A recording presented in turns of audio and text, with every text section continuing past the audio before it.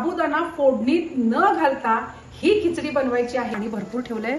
Gas मोठा ठेवा, छान उकळू दे. ह्याच्यावर अशी जाळी सेट करा आणि या जाळीमध्ये हे साबुदाणे जे आहेत ते घालूया आपण. आणि आता ह्याला झाकण लावू आणि ह्या स्टीम मध्ये ते साबुदाणे छान आपले स्टीम होऊ दे. 5 मिनिटात हे आपले साबुदाणे बघा किती छान असे ट्रान्सपरंट झालेले आहेत. इथं बघा साबुदाणा सगळा शिजलेला आहे. साबुदाणा जो आहे तो एका अशा भांड्यात घ्यायचा. आपण बिर्याणीचं कूट, खिचडी मसाला, भाजलेले शेंगदाणे, तळलेली हिरवी मिरची, तळलेला बटाटा, चवीपुरता आणि थोडीशी पिठी साखर किंवा आपली नॉर्मल साखर जी घरात असते ती. आणि आता हे सगळं असं मिक्स करायचं. तर तिनं आपली इंदोरी खिचडी जी आहे ती तयार झाली.